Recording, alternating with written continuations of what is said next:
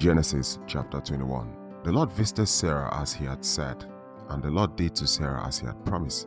And Sarah conceived and bore Abraham a son in his old age, at the time of which God had spoken to him.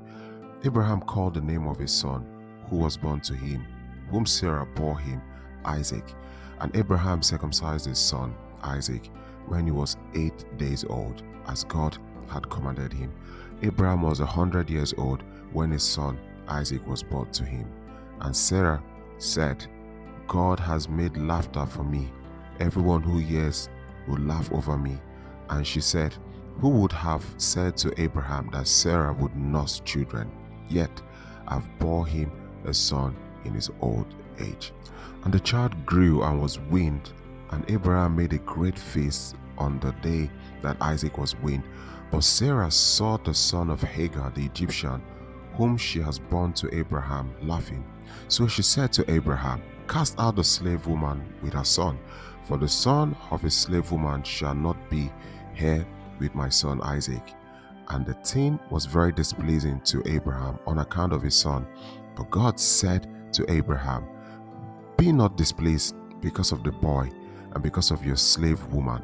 Whatever Sarah says to you, do as she tells you, for through Isaac shall your offspring be named, and I will make a nation of the son of the slave woman also, because he is your offspring. So Abraham rose early in the morning, and took bread and skin of water, and gave it to Hagar, and put it on her shoulder along with the child, and sent her away. And she departed and wandered in the wilderness of Beersheba. When the water in the skin was gone, she put the child under one of the bushes. Then she went and sat down opposite him, a good way off, about the distance of a bow shot, for she said, let me not look on the death of the child. And as she sat opposite him, she lifted up her voice and wept. And God heard the voice of the boy.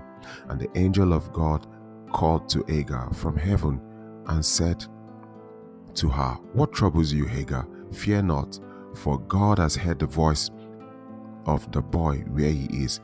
Up, lift up the boy and hold him fast with your hand, for I will make him into a great nation. Then God opened her eyes, and she saw a well of water, and she went and filled the skin with water and gave the boy a drink. And God was with the boy, and he grew up. He lived in the wilderness and became an expert with the bows.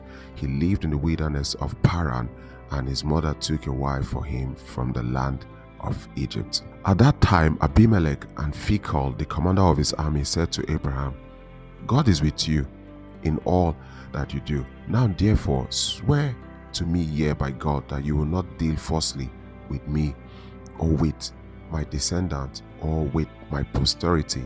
But as I have dealt kindly with you, so will you deal with me and with the land where you have sojourned. And Abraham said, I will swear.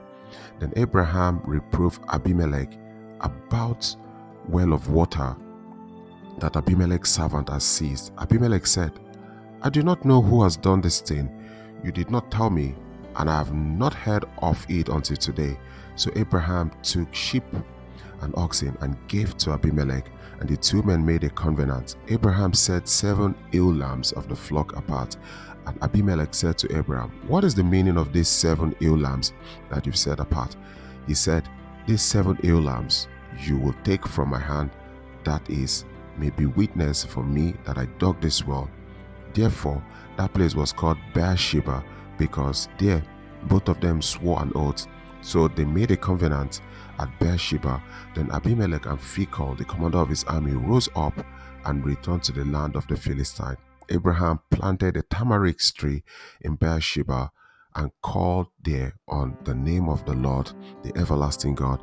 And Abraham sojourned many days in the land of the Philistines. So guys, Genesis 21 is about the fulfillment of God's promises to Abraham and Sarah concerning the birth of Isaac. Now, key things to look at here is the birth of Isaac, because at the appointed time, Sarah actually gave birth to Isaac, the son through whom God's covenant promises will continue. The name Isaac means the laugh, reflecting the joy and the previous disbelief surrounding the promise.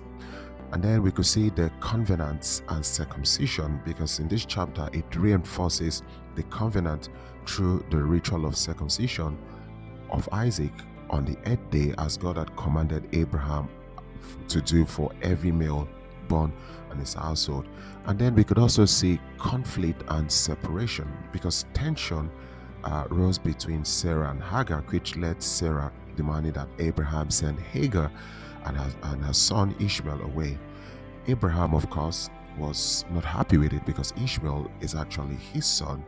But after God reassures him that Ishmael would be a father of great nation, Abraham had to hearken to the voice of God and then send them away. We could also see God's provision for Hagar and Ishmael, because God provided for them in the wilderness, where he came to Hagar, showing her a well of water and renewing his promise to make Ishmael a great nation. And then we could see the covenants with Abimelech. This is a separate event.